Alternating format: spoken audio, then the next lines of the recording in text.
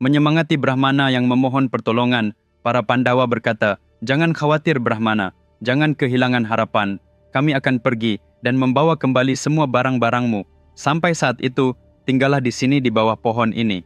Setelah berkata demikian, mereka pun pergi ke arah yang berbeda untuk mencari rusa tersebut. Semua orang melihat rusa itu pada suatu saat, tetapi pada saat berikutnya, rusa itu menghilang seperti fata morgana. Tidak peduli berapa lama mereka mencari, rusa itu tidak bisa ditangkap. Satu persatu, mereka semua kembali ke pohon. Pada saat itu Nakula berkata, "Saudaraku, sepertinya ada tipu daya di sini.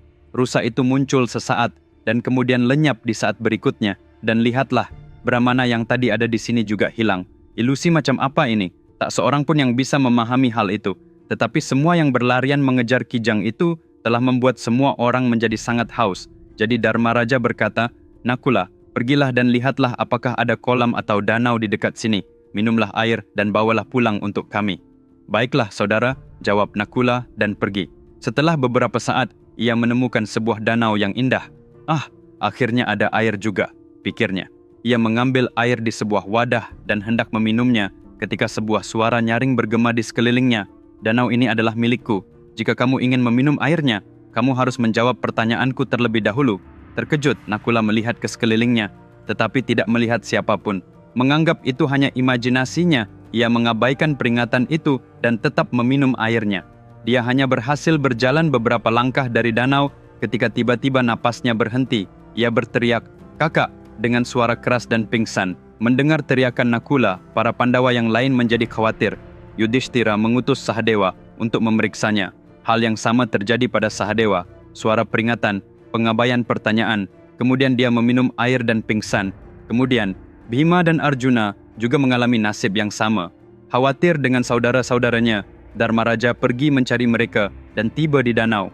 Di sana, ia menemukan keempat saudaranya tergeletak di semak-semak di sekitar danau. Mengumpulkan mereka di satu tempat, ia melihat mereka dan menangis. "Apa yang terjadi dengan saudara-saudaraku? Mereka adalah hidup saya. Hidup tanpa mereka tidak ada artinya. Mungkin mereka mati karena meminum air danau ini. Kalau begitu, aku akan bergabung dengan mereka." Dia mengambil bejana untuk mengisinya, berniat untuk minum. Tetapi suara keras yang sama bergema, "Danau ini adalah milikku. Jika Anda ingin meminum airnya, Anda harus menjawab pertanyaan saya terlebih dahulu." "Siapakah kamu?" Dharmaraja menuntut. "Apakah kamu yang bertanggung jawab atas kematian saudara-saudaraku? Jika kamu memiliki keberanian, tunjukkan dirimu." Dengan segera, seorang yaksha muncul dalam bentuk seekor bangau raksasa. Teman-teman, percayakah Anda bahwa hanya dengan membaca satu cerita yang menarik dapat membuat seseorang melupakan seluruh masalah dalam hidupnya? Jika Anda membacakan cerita ini kepada anak-anak Anda, mereka akan belajar semua nilai yang mereka butuhkan. Percayakah Anda bahwa untuk setiap masalah yang Anda hadapi atau yang mungkin akan Anda hadapi, Anda dapat menemukan solusinya hanya dengan membaca sebuah cerita? Yeay, itu mungkin! Itu semua ditemukan dalam epos terbesar yang pernah diceritakan dalam sejarah umat manusia, Mahabharata. Kisah ini 100 kali lebih luar biasa daripada filem superhit manapun. Ini adalah sebuah tantangan. Kisah Mahabharata yang lengkap, seperti yang ditulis oleh Vikramaditya, tersedia dalam 2 jilid, baik dalam bentuk buku maupun e-book di Amazon dan 43 toko online lainnya. Ini tersedia di seluruh dunia dalam 54 bahasa. Saya telah menyertakan tautan pembelian dalam deskripsi di bawah video ini. Segera pesan sekarang juga, karena ini bukan hanya sebuah buku, ini adalah perpustakaan kebijaksanaan yang penting untuk hidup Anda. Sang Yaksha berkata, "Saya telah memperingatkan mereka, tetapi mereka tidak mau mendengarkan. Mereka meminum airnya dan akhirnya mereka menjadi seperti ini. Pertama, jawablah pertanyaan saya. Kemudian kita bisa membicarakan apa yang harus dilakukan terhadap saudara-saudaramu." "Baiklah," jawab Dharmaraja. "Silakan bertanya. Saya akan menjawabnya sesuai dengan pengetahuan saya."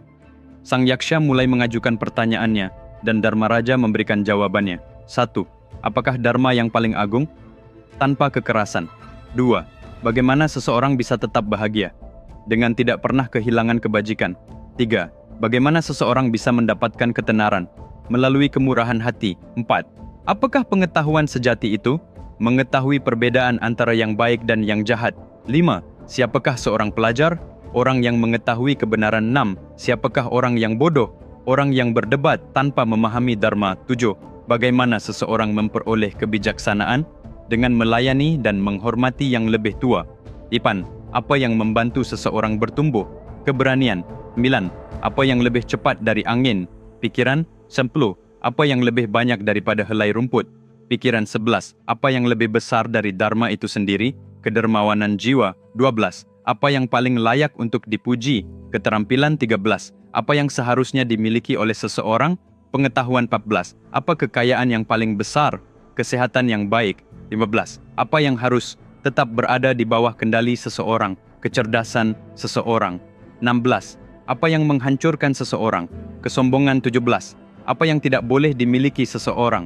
Kemarahan. 18. Apa yang harus ditinggalkan seseorang untuk menjadi bahagia? Keserakahan. 19. Apa yang menunjukkan jalan?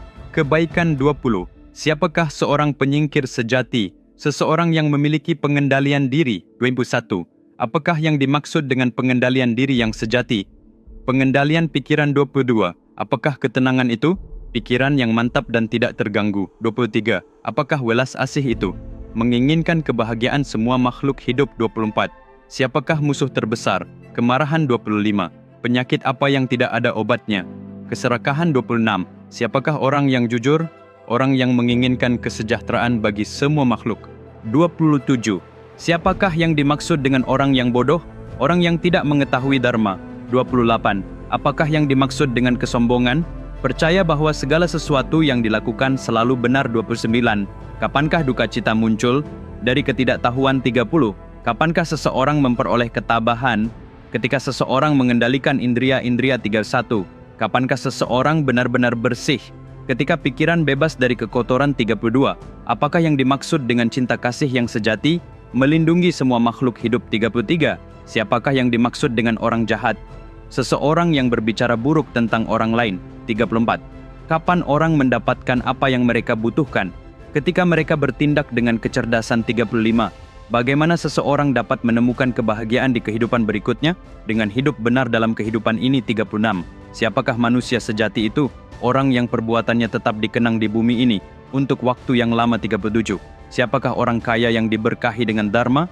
Orang yang tetap sama dalam suka dan duka, keberuntungan dan kemalangan, masa lalu dan masa depan, memperlakukan semuanya dengan sama. 38.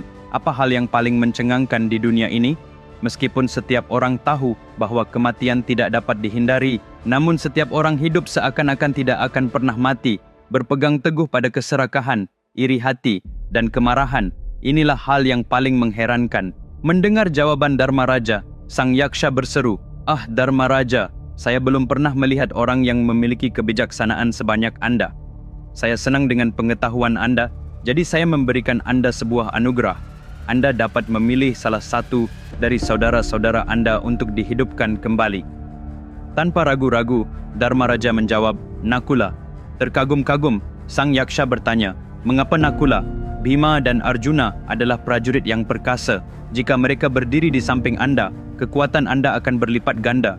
Anda lebih memilih Nakula daripada mereka?" Dharma Raja menjelaskan, "Ibu saya, Kunti, memiliki saya, Bhima dan Arjuna. Ibu tiri saya, Madri, memiliki Nakula dan Sahadewa. Ibu saya sudah memiliki seorang anak yang masih hidup, saya. Ibu tiri saya juga harus memiliki setidaknya satu anak laki-laki yang masih hidup. Itulah mengapa saya memilih Nakula." Terkesan dengan jawaban ini, yaksha berkata, "Dharma Raja, saya belum pernah melihat orang seperti Anda dan tidak akan pernah lagi di masa depan. Saya terpikat oleh kebenaranmu.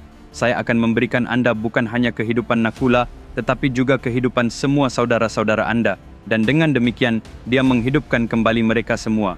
Dengan demikian, waktu mereka di hutan pun berakhir. Pandawa telah menyelesaikan masa pengasingan mereka selama 12 tahun. Sekarang masa yang benar-benar menegangkan akan segera dimulai. Penyamaran selama 1 tahun. Aturan Agnatavasa ada 3.